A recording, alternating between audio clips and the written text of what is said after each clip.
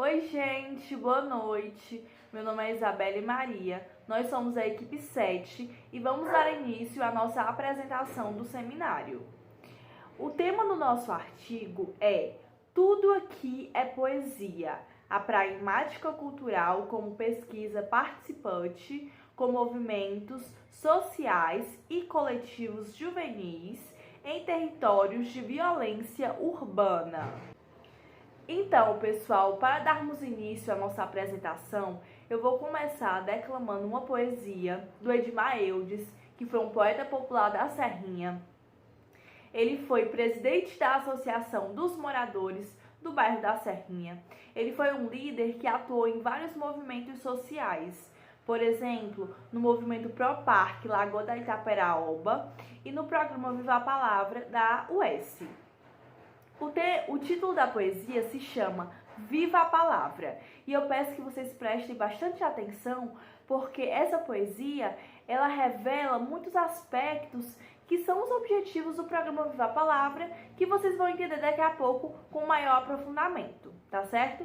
E os slides vão estar disponíveis também para vocês acompanharem. Viva a Palavra, essa palavra da gente cada vez mais eloquente, buscando justiça e paz. Viva a palavra dos versos de um violeiro, de um MC e de um vaqueiro, nos aboios dos currais. Viva a palavra do brado de um estudante, que cada vez mais garante que a luta continua. Viva a palavra do nosso artista de rua, com a sua arte fenomenal. Viva a palavra, essa arma santa que sai de cada garganta na apresentação de um sarau.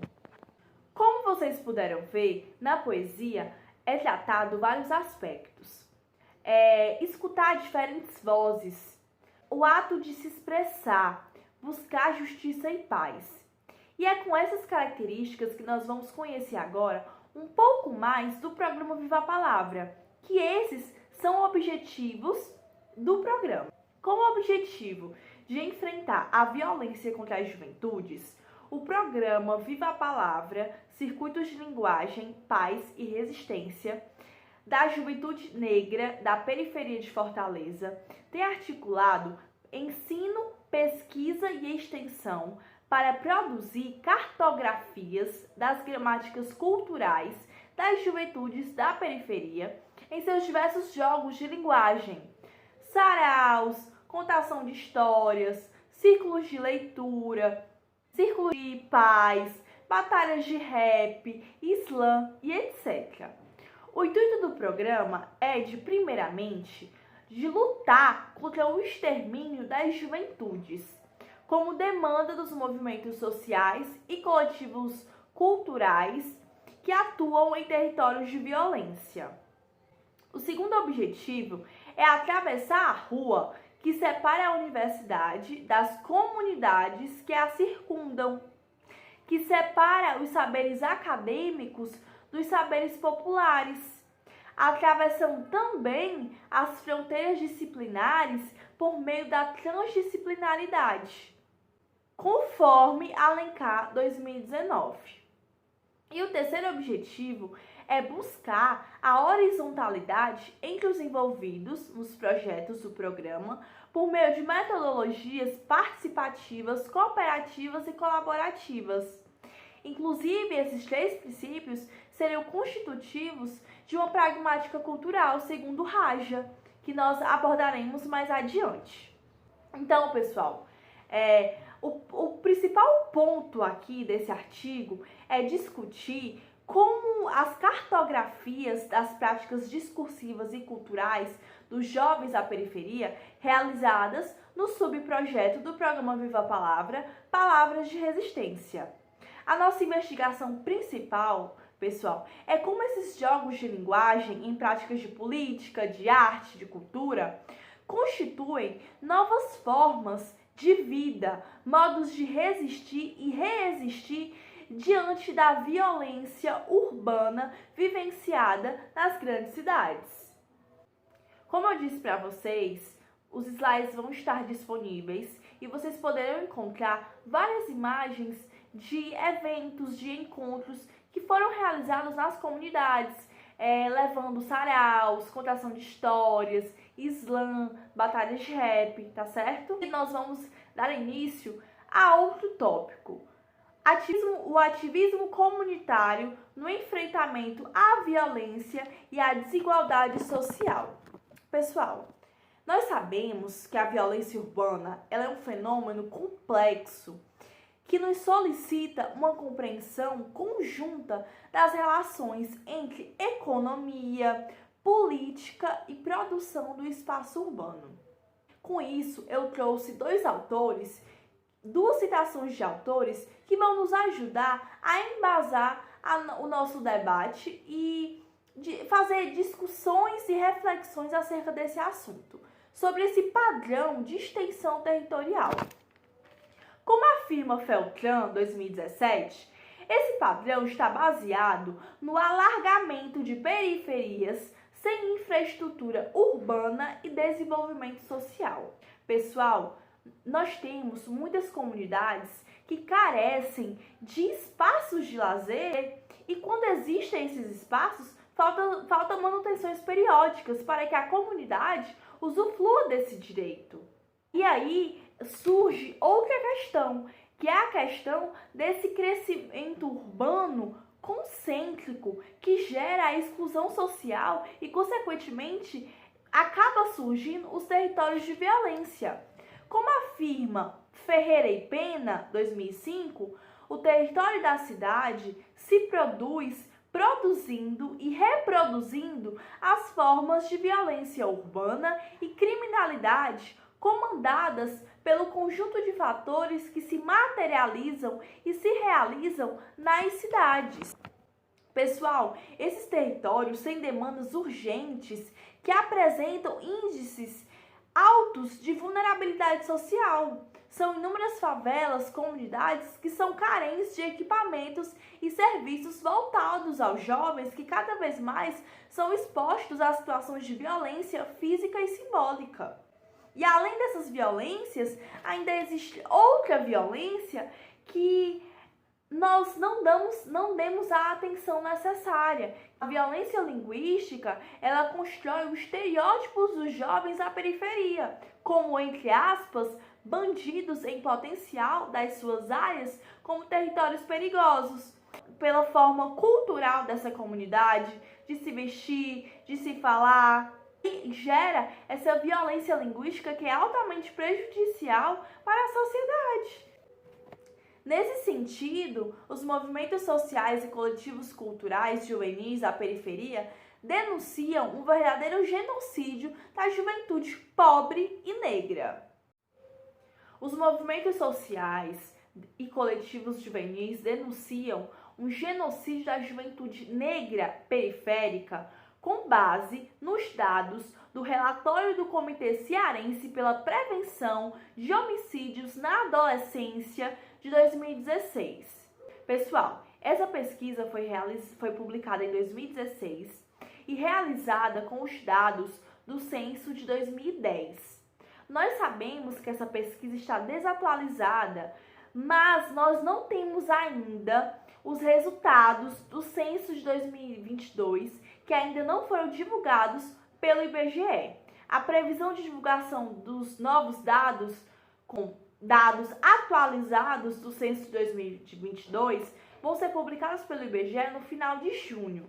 Mas esses dados que foram feitos com base no censo de 2010 nos ajudam a ter um panorama de como estava a situação naquela época. Por exemplo, em 2015, 816 meninos e meninas de 10 a 19 anos foram mortos no território cearense, sendo 387 apenas em Fortaleza. As pesquisas indicam que o Ceará é o estado brasileiro onde mais se matam adolescentes entre 12 e 18 anos. Fortaleza é a capital mais letal para os adolescentes. Então, pessoal, com base nesses dados alarmantes, nós precisamos tomar iniciativas que ajudem a mitigar essa problemática. Nesse sentido, eu vou exemplificar um exemplo de um evento que aconteceu lá em 2015 por vários movimentos sociais, certo? Que foi o Abraço da Lagoa, certo? Gente, o Abraço da Lagoa foi um evento que se reuniram tanto estudantes da UES, professores, funcionários, a própria comunidade ali no entorno do campus do Itaperi, certo? O Abraço da Lagoa, gente, foi uma iniciativa que os movimentos sociais tiveram de fazer com que a comunidade se envolvesse nos problemas daquele lugar. Porque, por exemplo, nós sabemos, pessoal, que a Serrinha ela é uma região marcada por diversas ocupações irregulares. E a própria Serrinha, ela tem são diversas comunidades que a integram. Por exemplo, tem a comunidade dos buracos, tem o Itaperi, como nós conhecemos, onde fica o campus do Itaperi da UES, tem a Vila Rica, Rampa, Santa Teresa, Parque Dois Irmãos, Cruzeiro e Garibaldi. E pessoal, esse Abraço da Lagoa é um exemplo do atravessar a rua que se dá, porque aí tanto os professores, quanto estudantes, quanto os funcionários da UES e os moradores daquela comunidade se reuniram para fazer uma série de atividades no enfrentamento à violência e em defesa da paz. Esse Abraço da Lagoa não foi só uma culminância que foram feitas várias atividades, mas também uma forma de mobilizar a população para a revitalização da água da Itaperaoba, que é um importante manancial que sobrevive situada em frente da UES, mas que tem sido ameaçada devido à especulação imobiliária. Então, pessoal, nós podemos ver que as pessoas que participaram do Abraço da Lagoa foi uma iniciativa que teve uma relevância muito grande para as pessoas que fizeram parte, porque naquele evento, naquele encontro, foram tratados da beleza da lagoa, as histórias dos movimentos sociais, das lutas socioambientais, que há muito tempo já haviam defendido a revitalização da lagoa e sua proteção, mas que puderam passar isso para as pessoas, para os moradores, para as pessoas que não faziam parte daquela comunidade, ajudassem também na luta de mudar aquela situação. E tanto a UES quanto a UFC se juntaram, fizeram parcerias. O Canto, que é um programa de extensão da UFC, que oferecia assessoria técnica em arquitetura e urbanismo para movimentos sociais e comunidades organizadas de baixa renda, se reuniram para discutir os temas relacionados à violência que tem assustadoramente eliminado as juventudes, e aí foram discutidos também formas de como revitalizar aquele espaço, que poderia muito bem ser um espaço que fosse utilizado pela juventude para realizar esses jogos de linguagem, que ajudasse a juventude a formar o senso crítico, a fazer cultura, a diminuir esses dados alarmantes da violência nas comunidades. Aí que surgiu o programa Diálogos UES e a Comunidade.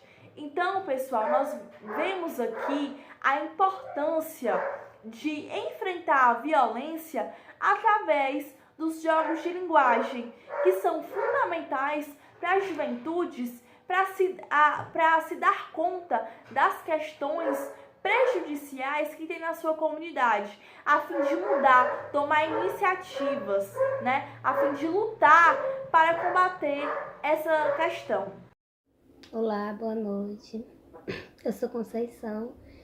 Idade aqui, a apresentação, eu fiquei com a parte de pragmática cultural, com relação aí a esse movimento do Viva a Palavra, que na comunidade da Serrinha vai acontecer esse projeto, onde vemos o acontecimento aí da pragmática cultural.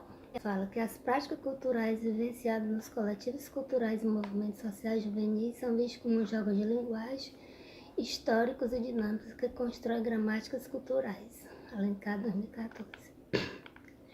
A gramática cultural diz respeito ao estabelecimento, muitas vezes invisível, de regras culturais constituídas na historicidade de nossas formas de vidas, que respondem pelo ordenamento de discursos e de subjetividades. Essa parte de práticas culturais, com relação à resistência do jovem da periferia, foi preciso haver essa interligação entre os movimentos, com saraus, com essa proximidade com relação a US, as duas faculdades, né, o UFC e o US, e a comunidade, para trazer voz a esse jovem da periferia, que esse movimento é o movimento de resistência ao jovem da periferia. Então, essa pragmática cultural precisa ser desenvolvida, uma prática cultural através de ações políticas, educativas e sociais, que vão ser desenvolvidas aí, a gente vai ver logo adiante, que eles vão gerar a gramática, suas gramáticas culturais. A autora explica que não tem a ver com a nossa gramática da língua, né? A forma que diz respeito ao uso da língua como uma gramática, mas sim com uma gramática cultural com relação às formas de vida, que eles têm que ter essa vivência cultural para que eles possam, através dos movimentos, criar suas próprias formas de cultura e de expressividade, para que eles possam sim reivindicar o que eles precisam na comunidade para ter uma vida digna, né? Diante dessa política que existe aí de apagamento desses jovens, né? Ele fala aí que o jovem, até a palavra juventude, é vista como uma palavra perigosa. Por quê? Porque é atribuída ao jovem da periferia todo esse estigma, né? De, que é da periferia, então ele não pode ser, tem que ser aquela pessoa que vai estar nas páginas policiais, né? Sempre a violência atribuída a esse jovem. E não, eles quiseram com esse projeto, Viva a Palavra, trazer justamente essa questão de, com a prática cultural, dar voz a esses jovens para que eles pudessem, através de projetos educativos, culturais, desenvolvidos na própria comunidade, reivindicar esses espaços e mudar, ter mais qualidade de vida, né? Aí eu vou ler aqui um trecho do manifesto MARP, que é desse movimento aqui da Serrinha, né? Nós, povo preto e pobre da periferia, temos que resistir. Não concordamos com as propostas de superação da crise apresentadas por esses picaretas. Dizemos não às reformas trabalhistas e da Previdência. Temos direito a mais espaço de lazer, cultura e educação, direito a um sistema de saúde de qualidade e mais, temos direito à cidade, criar e reinventar, ressignificar o espaço urbano através de onde pisamos, de nossas vivências. Aqui é o manifesto do MARP, né, que é esse manifesto de resistência aqui com relação aos jovens da periferia. Sobre as linhas cartográficas e coordenações, performances consensuais, que vocês podem estar vendo aí depois no slides, a gente tem com relação ainda a questão das gramáticas culturais, que são criadas através das ações educativas, como eu falei, que eles vão gerando através dos movimentos sociais. Por exemplo, tem os movimentos de dança, que aí eles fazem interlocução também com outros movimentos. É o rap, é o rock, é o reggae. Aí tem os movimentos de translocalidade, tem o hibridismo. E tem também essa interlocução entre a comunidade e a universidade, né? Onde é gerado, a autora explica que com todas essas vivências é gerado uma relação de amizade, né, entre eles. porque eles estão sempre se encontrando, né? Tanto o movimento como os jovens, eles criam essa relação de amizade, de comunidade, e isso é muito bom. São movimentos políticos e sociais, que eles se sentem como pertencimento, né? À comunidade. E aí a gente vê aqui nessa questão com relação à praça ecológica, que foi pensado a partir desse projeto, que é onde tinha um lixão, eles pensaram uma praça ecológica. E aí a pragmática cultural se coloca em ação, onde vemos os próprios moradores puseram a mão na massa para limpar e ressignificar esse local. Onde existia o lixo, foi pensado através de mutirões de sarau, a construção de uma praça ecológica, visando a qualidade de vida no local, resultado obtido a partir da intervenção da universidade, o UFC e o US, em prol dessa comunidade. Eles fizeram, né? Eles ressignificaram esse local. A gente vê no texto que os próprios moradores fizeram essa limpeza, colocaram lá, fizeram um campinho também de futebol, escreveram no muro que a Serrinha é um local de paz e que pode existir paz e tranquilidade nessa comunidade. A gente vê aqui que através dessas ações educativas é possível sim que o jovem possa ressignificar os seus locais e possa ter voz, como a questão da palavra resistência e resistência, que é colocada aqui pela autora. Ele diz que essa palavra resistência está frequentemente sendo utilizada porque a questão de resistir é uma questão de não se deixar morrer, né? É uma questão de resistir mesmo, tentar sobreviver a todas esses contratempos que existem com relação ao jovem, né, da periferia, todos esses estigmas e todas essas coisas.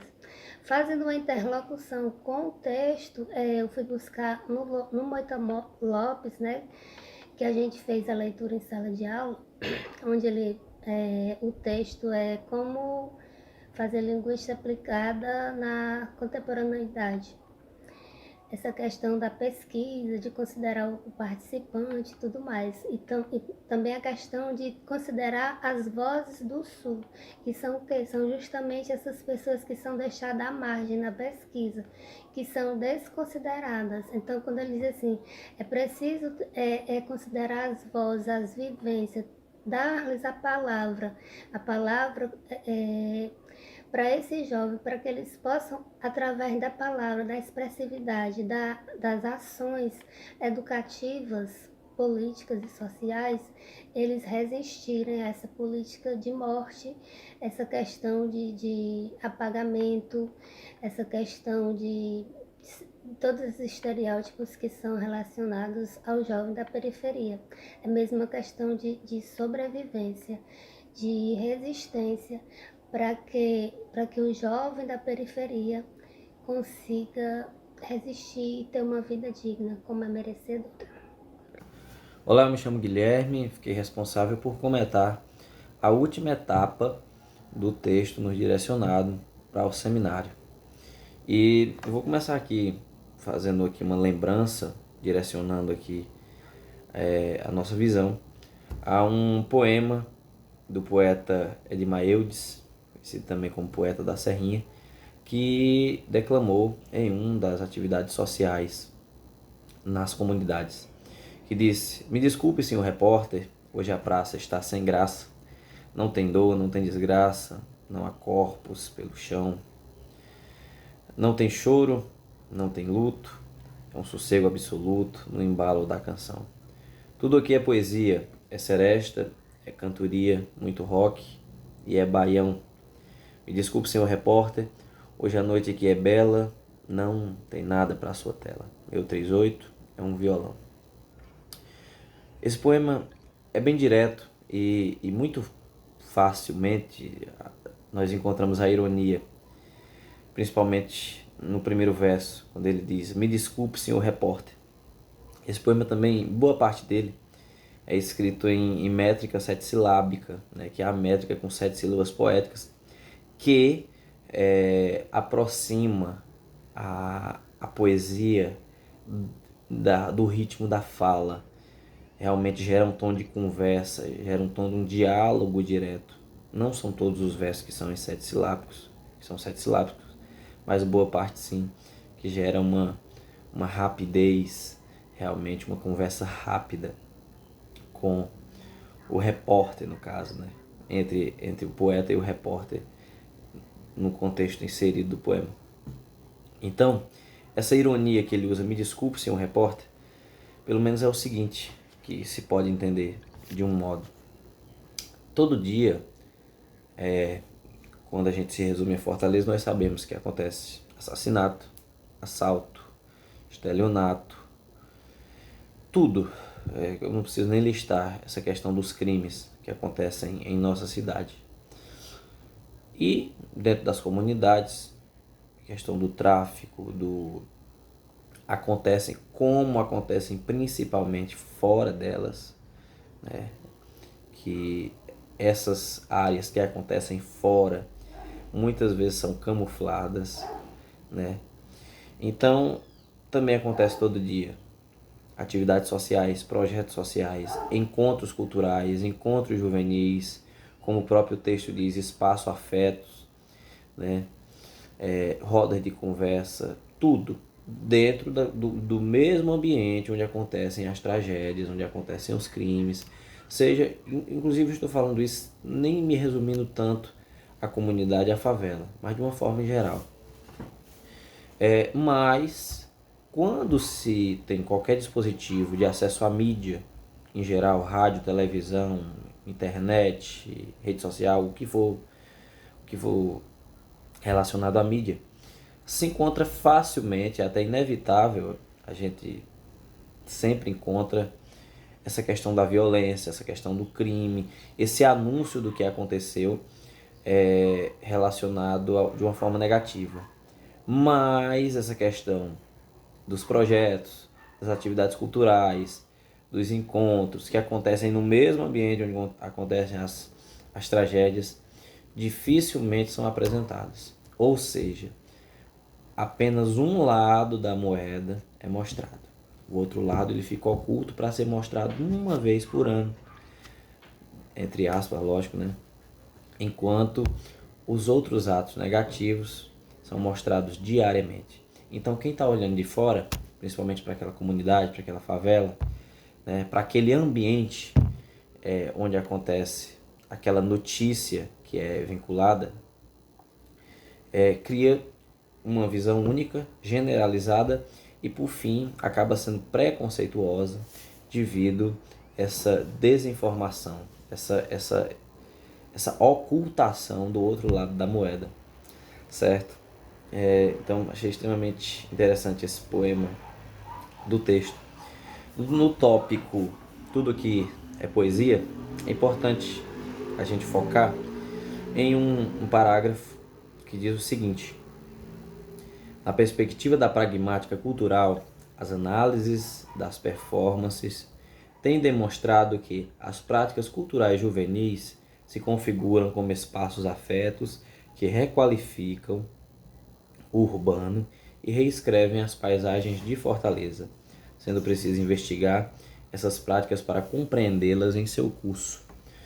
Quando nós falamos de linguística aplicada, é lógico que nós lembramos imediatamente da questão prática, da questão vivencial, da questão presencial, que é indispensável. E nessa perspectiva, né, por isso que aqui no parágrafo diz: as análises das performances têm demonstrado que as práticas culturais juvenis se configuram como espaços, afetos, que requalificam, ou seja, que tira de um ponto de visão e coloca para outro. Eu sempre vou usar essa expressão, o outro lado da moeda, né? Porque é o que mais vai garantir o que eu estou querendo dizer. Então você tira a visão só da coroa e leva também para o lado da cara, né? Então eles reescrevem uma visão que já é gerada. Quando a gente fala em comunidade pobre, né? Inclusive tinha até uma expressão em Fortaleza que hoje pouco se usa, mas eu já ouvi muita gente usar, dizendo fulano mora no quente. Geralmente esse quente era uma comunidade bem pobre, né, considerada como perigosa. E perigosa por quê? Porque era desamparada pelo poder público.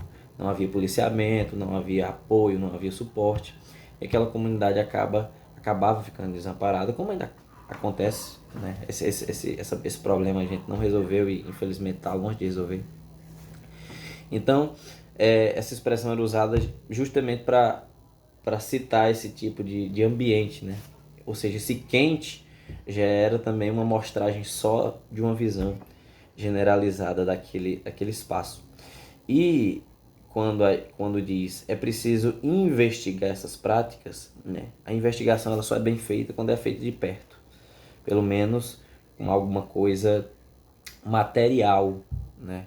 No caso, se o material, nesse caso da investigação, desses espaços, desses encontros, dessas atividades culturais, seria a vivência, a introdução do pesquisador, daquela pessoa que exerce a linguística aplicada, a pragmática, enfim, exerce aquela área, né, de uma forma presencial, certo? Porque a partir disso é que se pode compreender esse curso, essa mudança, né? Inclusive nos mostrar mais indicadores do que pode levar uma mudança de uma área, por exemplo, violenta, para uma área, para um espaço de convivência, de relações sociais, de relações linguísticas, né, de relações de afeto. Então, a partir dessa investigação, a partir dessa convivência, a partir dessa ação presencial, é que nós conseguimos ser levados a resultados benéficos, tá certo? Para ser mais rápido, porque vídeo tem que ser rápido. Vamos lá. No ponto 3, esse é um poema, no caso do trabalho intertextual, poema externo, que diz o seguinte: vivemos entre becos e vielas, não por morar em uma favela. Becos por vivermos momentos que não encontramos uma saída. Vielas por seguir caminhos que achamos uma saída. Assim, a favela é nossas vidas. Quando lutamos e encontramos uma solução, agradecemos por essa favela ser a nossa inspiração. Esse poeminha porque é curto, é de Luciano Araújo. E quando eu vi, eu imediatamente fiz um link com o trabalho, que a chave do poema, no caso, vivemos entre becos e vielas não por morar em uma favela.